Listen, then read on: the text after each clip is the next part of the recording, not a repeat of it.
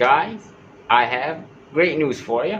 The douchebag who killed Nayera Ashraf in El-Mansoura like a week ago has been sentenced to death. It's not quite there yet, there is still a bunch of procedures to be done, but he is on death row and should be getting what's coming to him sooner or later. I believe this is a great step because, as I've said before, if someone like this doesn't get made into an example, we will not see the end of violence against women. Some people are saying that the speed of action and the severity of his punishment are both to calm the social media backlash, and personally I'm inclined to believe these theories because from personal experience, courts don't work this fast at all here, but either way, that's just my opinion. Everyone's entitled to theirs. The point is that justice is hopefully getting served soon for her, and we are closing the gates of hell that this could have potentially opened. We've already seen a couple of other cases of people following in his footsteps or attempting to, so this is great news to everyone. But, however, it is Egypt after all. There is always bad news, I'm afraid. While the ruling in Nayera's case is a victory for women here,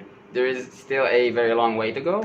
I know I always have something bad to say and I sound cynical as hell, but is it my fault for reporting reality, or is the problem that there is always something messed up going on around here? Think about that before you talk shit at me for a second. I don't even report half of what I read because I'm not a news channel. I only talk about social cases and the ones that grab international attention, like this. On the first murder video, I got a ton of comments complaining about how I'm generalizing, even though I literally said the opposite in the video.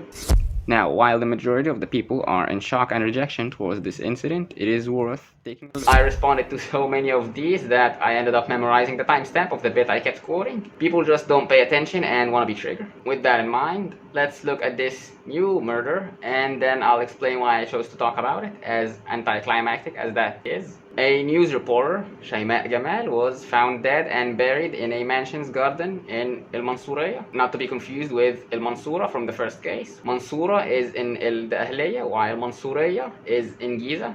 I know that's a lot of hard names I just threw at you, but you just need to know that it's two different places. This woman, Shaimaa, was allegedly killed by her husband, who is, and get this, a consultant in the Council of State. Obviously, given his possession, details are scarce and being withheld. At the time of making this video, the killer's name or picture were not released. The official story that news are reporting is that she was a second wife to him and his first wife didn't know. She allegedly threatened him to reveal their marriage publicly, which prompted him to kill her. He shot her in the head and then mutilated her face with acid before burying her in their garden. He also reported her as missing, which I'm guessing was to divert suspicion from himself. The audacity.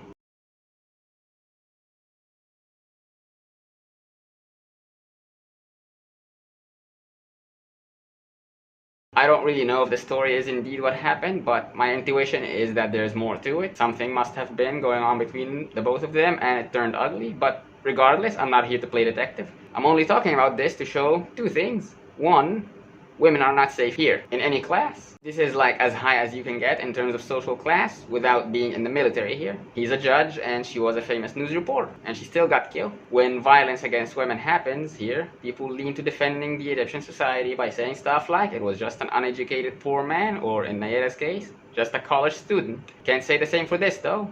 While class does contribute, obviously, I'm not denying it, it's not the sole cause, it's just the general mentality here that's causing this. These cases happen so often, we just don't hear about them unless they are absolutely outrageous, like what happened in El-Mansoura, or if it's someone known, like in this case. Which brings us to the second thing I wanted to show, which is just because one case got justice doesn't mean it's all sunshine and rainbows. Violence against women is still rampant in Egypt, and well, everywhere really. It's just how humans are.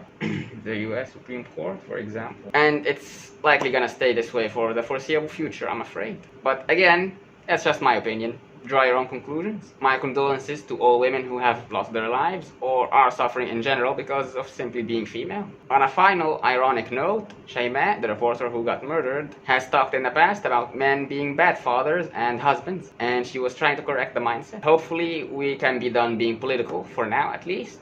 Until next time, take care.